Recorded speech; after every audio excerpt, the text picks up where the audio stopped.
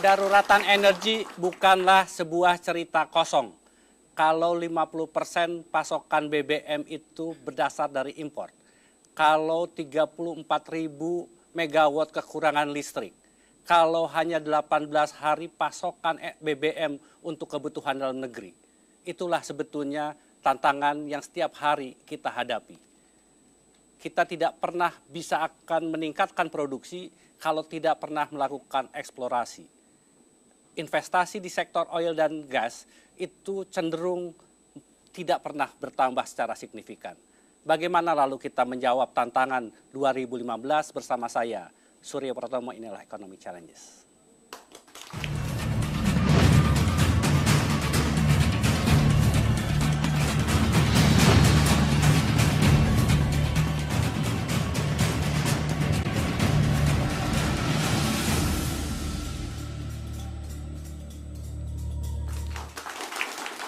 Menjawab tantangan energi 2015 itulah yang coba kita bahas pada malam hari ini. Dan secara khusus malam hari ini saya mengundang Direktur Jenderal Energi Baru dan Terbarukan Kementerian Energi dan Sumber Daya Mineral, Rida Mulyana. Pak Rida, terima kasih. Dan hari juga bersama kita Penasehat Asosiasi Perusahaan Minyak dan Gas, Pak John Karamoy, serta Ketua Umum Asosiasi Pengusaha Indonesia, Haryadi Sukamdhani. Mas Haryadi, terima kasih. Kita ingin membahas persoalan energi, ketersediaan energi yang cenderung sebetulnya sudah masuk klasifikasi darurat sebetulnya kita. Bagaimana kita menjawab kedaruratan itu? Namun sebelum kita mulai diskusi, mari kita lihat tayangan berikut ini.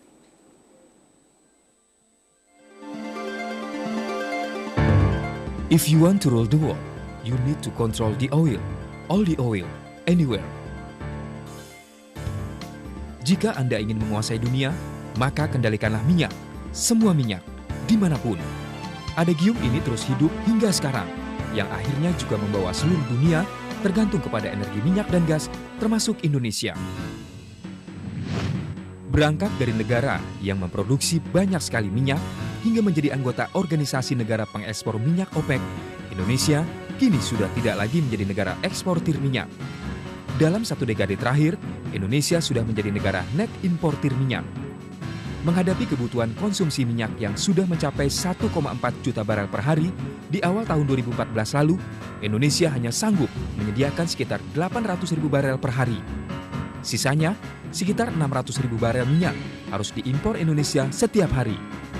Target pemerintahan Presiden Jokowi untuk mendorong ekonomi Indonesia bertumbuh 7% di tahun 2017 tentunya membutuhkan pasokan minyak dan gas serta bentuk energi lain untuk menjadi bahan bakar pendorong pertumbuhan. Disinilah masalah yang sepertinya sudah diketahui oleh bangsa kita. Tingginya konsumsi minyak tidak bisa diimbangi dengan produksi minyak dalam negeri. Terus turunnya tingkat produksi sumur-sumur minyak tua Indonesia, rendahnya eksplorasi sumur baru, terus melejitnya konsumsi masyarakat yang masih cenderung boros, semuanya menyumbangkan pada apa yang bisa jadi menjadi ancaman darurat energi nasional. Di sisi lain, dunia usaha pun harus terus-menerus berhitung untuk menjaga kelangsungan hidupnya, terutama dari beban biaya energi, baik bahan bakar minyak maupun bentuk energi lain. Memang betul, jika harga BBM sudah kembali turun. Namun, melihat mulai menggeliatnya ekonomi Paman Sam, sepertinya harga minyak murah ini tidak akan berlangsung lama, dan pemerintah serta pengusaha Indonesia harus menyiasati kurangnya pasokan minyak ini dengan lebih cermat. Terus turunnya harga minyak mentah dunia yang mencapai kurang dari $50 Amerika per barel belakangan ini seharusnya bisa menjadi momentum untuk membangkitkan kembali kemandirian energi Indonesia baik dari sumber minyak dan gas maupun sumber energi lainnya. Sekaranglah saatnya Indonesia membangun kilang minyak baru lagi. Kini saatnya Indonesia berani mengambil peran dominan atas kandungan minyak nasional. Kinilah waktunya Indonesia bukan hanya memberantas mafia pengadaan minyak dan gas, tetapi juga mendorong agresi penemuan dan eksploitasi sumur minyak baru.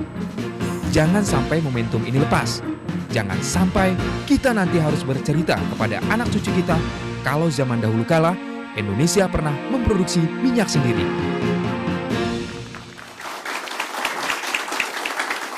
Pak Rida, 15 tahun Indonesia tidak pernah lagi menemukan cadangan minyak yang skalanya cukup besar. Betul? Betul, Pak. Mengkhawatirkan tidak untuk Kementerian SDM ketika tidak ada penemuan seperti itu? Boleh saya sebelum menjawab saya mau koreksi dulu sedikit. Ya. Ini karena masalah nomenklatur aja. Jabatan saya adalah Direktur Jenderal Energi Baru Terbarukan dan Konservasi Energi. Ya. Jadi yang belakangnya yang itu. Kembali ke pertanyaan Mas Tommy, bahwa itu fakta. Itu suka atau tidak suka kita harus hadapi sebagai suatu tantangan lah. Ya. Dan emang di dunia sekarang jarang sekali kita menemukan statistically ya, menemukan cadangan minyak yang giant-giant seperti kita temukan di Riau, yang terakhir kita dapatkan kan Cepu ya. Itu pun kan kemudian kita tahu sendiri semuanya dengan berbagai alasan belum seperti yang kita inginkan produksinya. Tadi kita ngobrol kenapa sih nggak cepet-cepet, barangkali karena kondisi harga minyak yang lagi turun mungkin mereka mungkin agak sedikit menahan-nahan untuk. Tapi waktu harga tinggi juga tidak dilakukan. Itu dia, sekarang juga kita ingin tahu persis macam apa. Yang penting kita secara nasional kan kita sudah ingin menikmati itu. Dan itu untuk kita share sebagai modal pembangunan yang tadi sudah dicanangkan. Target kita kan jelas 7% pertumbuhan ekonomi di tahun 2017 ya. Baik. Itu yang sekarang Pak John, kita lakukan. sebagai orang yang lama berkecimpung di dunia perminyakan, apa yang sebetulnya salah kemudian eksplorasi itu tidak pernah dilakukan? Apakah betul seperti kan kata Pak Rida harganya tidak cukup menarik buat orang menanamkan modal? Wah, tadi Mas Tommy sudah bicara mengenai the last 15 tahun terakhir. Jadi memang produksi nasional kita udah turun. Tahun 2000 lah kita masih di atas 1,2 juta. 1,2 juta 200. Sekarang tinggal sudah di bawah 800. Nah, ini disebabkan karena kita tidak mendapatkan penemuan baru. Kenapa kita nggak dapat? Karena kita memang kurang melakukan eksplorasi. Apa yang menyebabkan tidak ada eksplorasi? Ya, jawabannya ya minat orang untuk mengeluarkan dana eksplorasi itu terganggu dengan banyaknya aturan-aturan main yang diberlakukan di Republik ini setelah kita reformasi. Tanpa kita sengaja saya kira. Sebab pada waktu zaman-zaman sebelum itu, era Presiden Soeharto, yaitu eksplorasi memang dilakukan dalam skala yang sangat-sangat besar. Gitu. Apakah berlebihan kalau orang mengatakan sebetulnya kita menghadapi darurat energi? Saya mendefinisikan darurat energi itu adalah dalam hubungan dengan ketergantungan kita dengan import. Nah, yang kita import pun kita tidak mengadakan penyimpanan, jadi stok.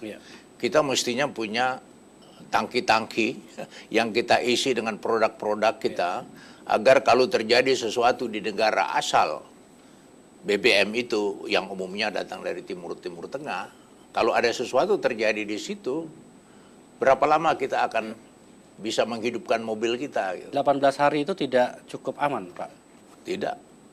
Malah saya dikasih tahu ada angka yang di bawah 7 hari. Kalau 18 hari itu crude oilnya. Minyak mentahnya yang bisa sampai 2 minggu, 3 minggu. Jadi kalau ada terjadi sesuatu di wilayah itu, ya kita terputus dari sumber. Nah, kita cuma hidup 18 hari, refiner sudah itu tutup semua nanti, atau sebagian besar tutup. Jepang punya 3-4 bulan stok nasional untuk menyanggah kalau ada kejadian itu. Amerika saya tahu 4-5 bulan juga. Pak Haryadi, kalau dari kalangan dunia usaha, ada tidak kekhawatiran persoalan pasokan energi ini? Apa yang lebih mengkhawatirkan untuk dunia usaha, BBM atau listrik? Dua-duanya, Mas. Jadi dua-duanya. Jadi dari BBM sendiri, tadi yang Pak John sampaikan, eksplorasi itu tidak terjadi, memang betul-betul dipersulit, Mas. Kalau saya lihat ya, karena banyak laporan juga yang masuk ke kami. Salah satu contohnya aja misalnya dikenakan pajak bumi dan bangunan untuk wilayah eksplorasi yang di tengah laut gitu. Saya kadang-kadang bingung nih yang bikin peraturan dulu gimana ya. Orang yang di tengah laut dikasihin PBB, orang juga belum eksplorasi suruh bayar. Jadi banyak aturan-aturan yang aneh-aneh begitu. Belum lagi Pemdanya. Jadi memang harapan kita sih pemerintah baru ini, Kementerian SDM serius gitu mengenai. Saya selalu mengkritik ya, mohon maaf nih Pak Rida. Saya bingung juga nih yang namanya SDM kan dari dulu birokrasinya sudah tertata begitu. Menterinya aja gonta-ganti gitu. Orangnya itu kan sebenarnya tetap ngapain aja gitu. Mohon maaf nih Pak Rida. Artinya ini yang menarik ini. Pak Rida.